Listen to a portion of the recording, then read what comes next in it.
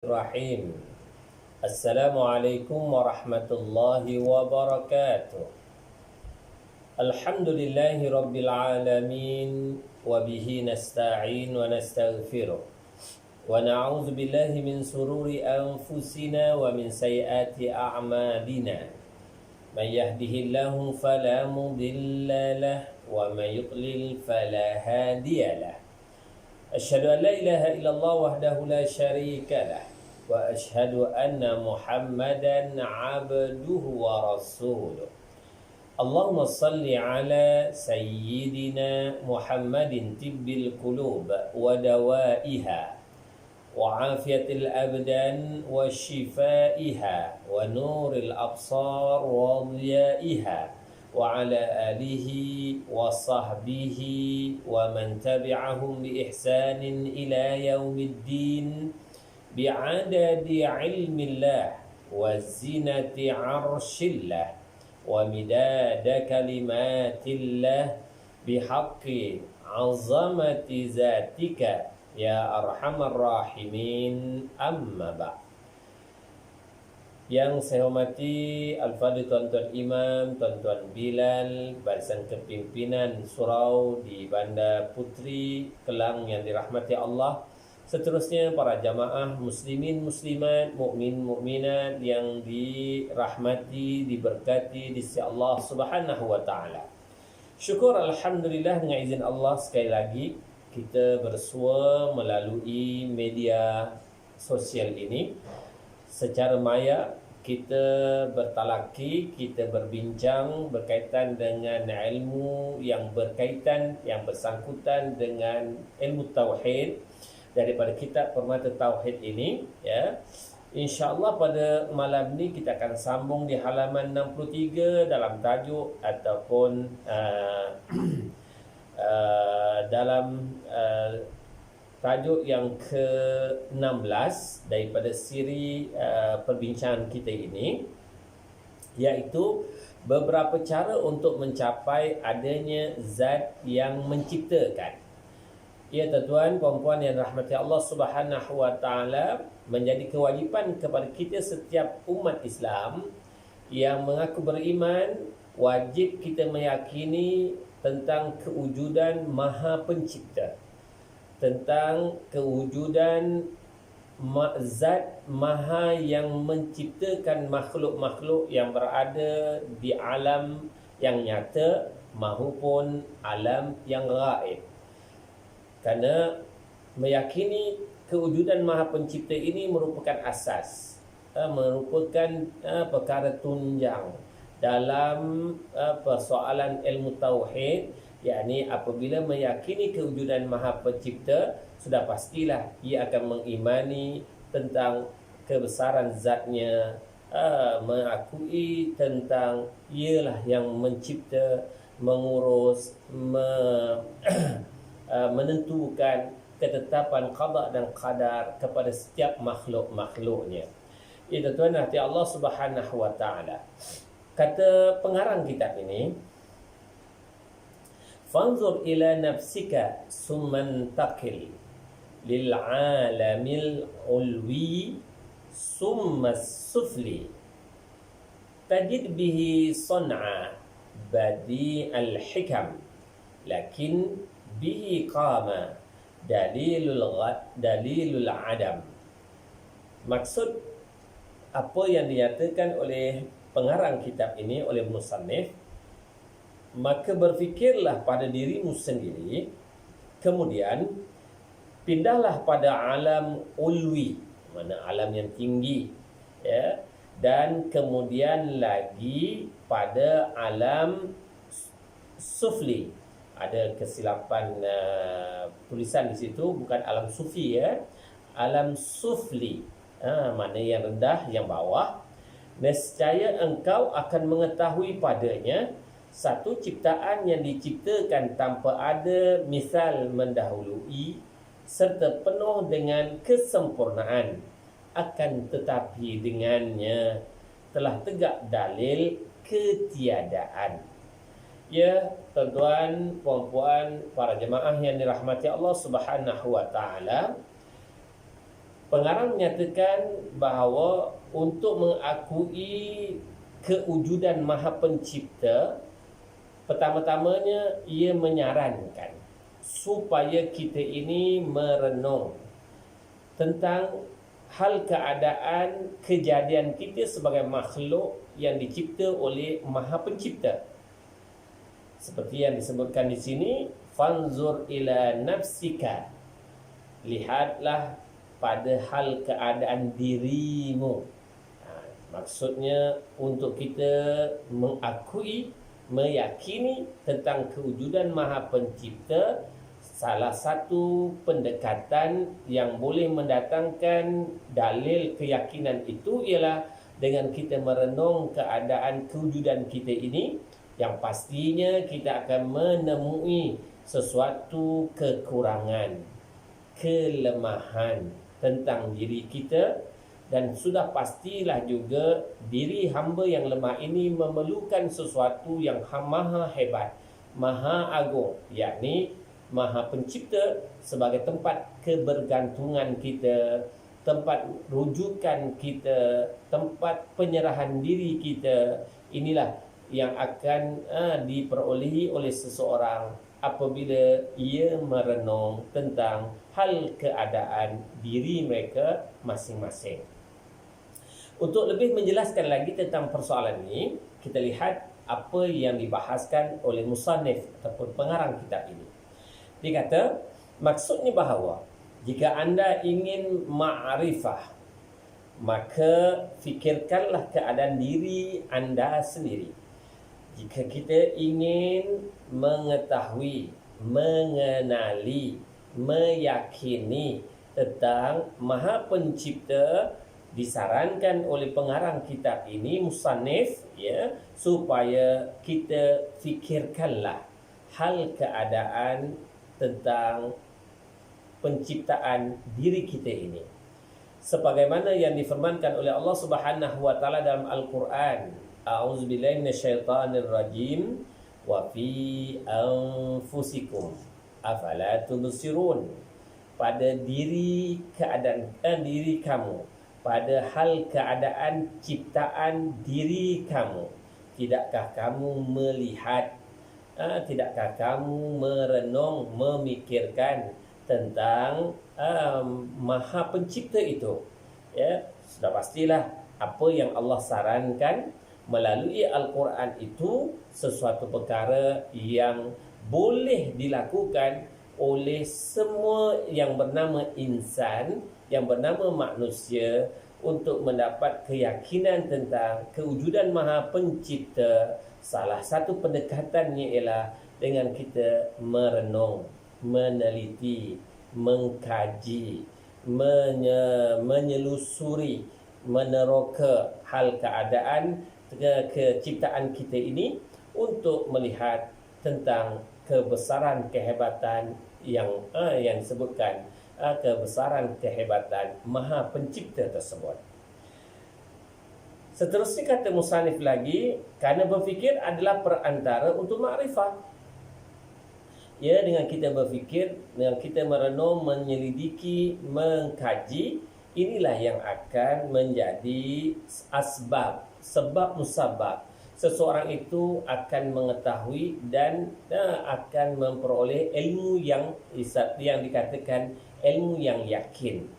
Inilah sebab itulah kita umat Islam disarankan untuk membuat sesuatu yang dikatakan kajian, supaya hasil kajian yang berdasarkan ilmu yang tepat, ilmu yang berdasarkan nas yang kukuh, inilah yang akan memantapkan keyakinan, pegangan tauhid atau akidah dalam diri seseorang. Musannif memerintahkan, pengarang menyuruh, untuk berfikir kepada diri sendiri adalah kerana memulai dengan sesuatu yang paling dekat.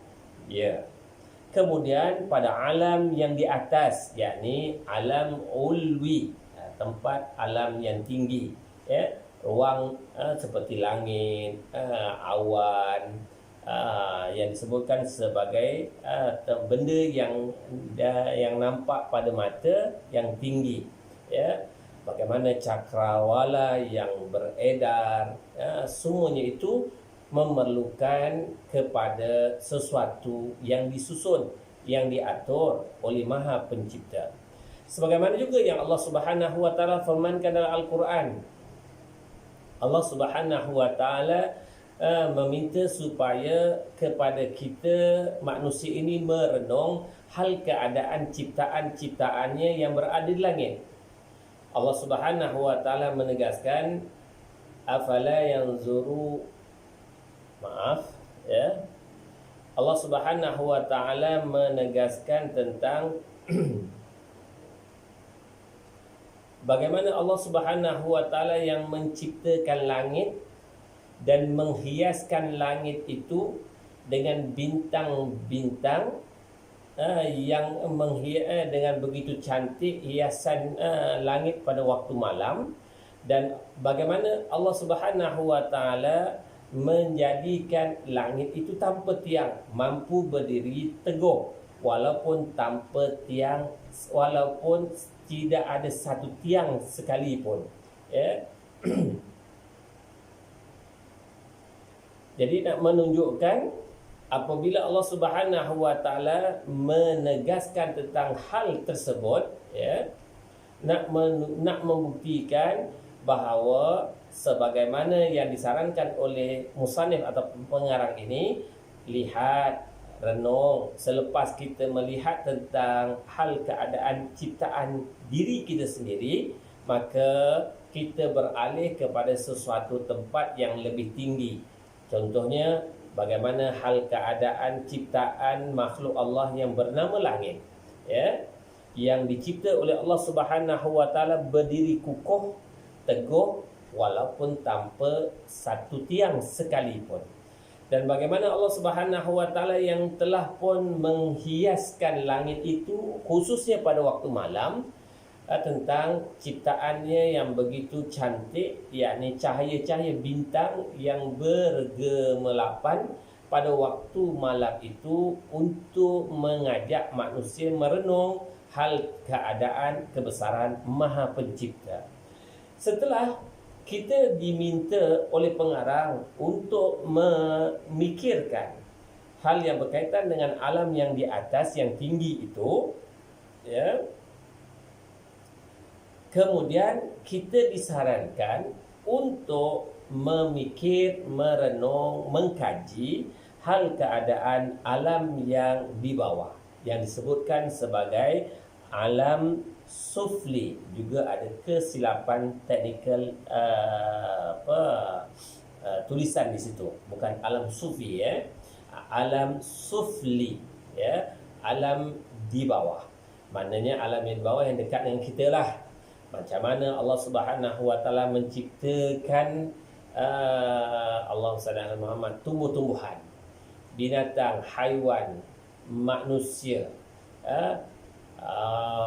dan apa juga makhluk yang ada sekeliling kita ini, sama ada makhluk itu bernyawa ataupun tidak, sama ada makhluk itu berakal ataupun tidak, semuanya itu apabila kita fikir, renung, kaji, pastinya kita akan melihat betapa hebat dan agungnya Maha Pencipta yang menciptakan makhluk-makhluk yang berada di sekeliling kita. Sebagai contohlah, ya tuan-tuan, kalau kita renungkan tentang ciptaan Allah yang bernama pokok buah-buahan, sebagai contohlah, katakanlah buah rambutan. Kita lihat ketika buah rambutan, pokok rambutan mengeluarkan bunganya, maka ia melalui satu proses daripada hal keadaan bunga bertukar menjadi putih, kemudian dia beransur-ansur, berperingkat-peringkat, dari putih buah rambutan itu bertukar menjadi hal keadaan buah rambutan yang membesar dari satu masa ke satu masa, dan satu peringkat ke satu peringkat, sehinggalah saiz buah rambutan yang membesar itu, yang mungkin pada mulanya berwarna hijau, sedikit demi sedikit bertukar menjadi warna merah ataupun warna kuning seperti rambutan gading, ya. Dari hal keadaannya mungkin kalaulah pada waktu dia putih lagi, kalaulah dimakan oleh makhluk yang bernama manusia atau haiwan, pastinya rambutan itu rasanya kelat ataupun mungkin masam. Tetapi apabila dia cukup tempoh masa, dia matang dan masak, dari asal yang rasanya mungkin kelat, pahit, masam itu berubah, bertukar menjadi rasa yang begitu lazat, yang begitu manis, yang menyebabkan manusia rasa kelazatan memakan rambutan berkenaan. Ini nak menunjukkan bagaimana hal keadaan rasa manis itu boleh berada di dalam buah berkenaan daripada hal keadaannya yang mungkin kelat dan pahit, masam dan seumpamanya, yang berubah, yang bertukar menjadi manis. Itu sebagai contohlah untuk menjadikan hal keadaan itu supaya manusia mengkaji, merenung, dan akhirnya pastinya akan menambahkan keyakinan tentang kehebatan Maha Pencipta. Ya tuan-tuan hati Allah Subhanahu wa taala. Kalaulah makhluk-makhluk yang diciptakan oleh Allah itu nampak gah hebat. Contoh, kalau kita tengok gunung ganang yang begitu hebat, kukuh berdiri di permukaan bumi. Kalau kita merasakan hebatnya gunung ganang Bukit Bukau itu, sudah pastilah yang Maha Pencipta itu lebih maha hebat lagi dari hasil ciptaannya yang boleh dilihat, yang boleh dipegang, yang boleh dirasa oleh makhluk yang bernama manusia seperti kita ini. Ya tuan-tuan dan rahmat Allah Subhanahu wa taala. Berbalik semula kepada perbincangan kita. Pengarang menyatakan lagi, pendahuluan alam ulwi, alam yang tinggi, yang di atas ini, ya, dan atas alam sufli, dari alam yang di bawah, ya, adalah kerana mengikuti firman Allah Subhanahu wa taala, kerana mengikut saranan apa yang Allah Subhanahu wa taala sebutkan, seperti ayatnya a'udzubillahi minasyaitonir rajim, inna fi khalqis samawati wal ard, sesungguhnya pada penciptaan yang segala yang di langit dan yang berada di bumi. Lazimnya ayat-ayat Al-Quran yang apabila Allah sebutkan tentang langit, Allah juga akan sebutkan tentang bumi. Allah dahulukan sebutan perkataan langit berbanding sebutan perkataan bumi. Jadi daripada pernyataan inilah pendekatan yang juga diguna pakai oleh musannif menyarankan renung, fikir, kaji yang berada di tempat yang tinggi, yang berada di atas. Kemudian selepas itu renung, fikirkan, buat kajian perkara yang berada di sekitar, yang berdekatan dengan kita, yang berada di bawah ini, ya. Dan pengarang nyatakan lagi, dan tidaklah bergantung sahnya berfikir itu berdasarkan tertib di atas. Jadi pengarang menyatakan bahawa untuk melihat tanda-tanda kebesaran keagungan Allah itu yang Maha Pencipta, tak semestinya kita kena lakukan hal seumpama yang disebutkan ini. Maknanya buat kajian, buat fikirkan dan renung dulu hal-hal yang berkaitan dengan ciptaan-ciptaan Allah yang berada di atas, kemudian barulah yang berada di bawah. Maka bukan tidak semestinya mengikut tertib berkenaan. Walaupun begitu, adalah lebih baik bagi kita sebagai manusia melakukan sesuatu di manakah yang lebih menyebabkan kita mudah untuk memahami sesuatu bagi mencari, melihat tanda-tanda kebesaran Maha Pencipta. Itu pendekatan yang sepatutnya kita gunakan. Seterusnya dia katakan, melainkan sah berfikir pada diri sendiri.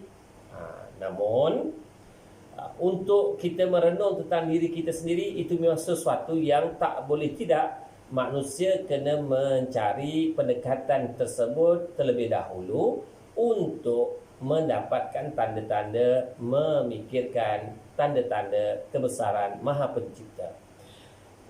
Jadi dikatakan bahawa memang disarankan kita cari dulu tanda-tanda kebesaran keagungan Maha Pencipta dari hal keadaan ciptaan diri kita masing-masing.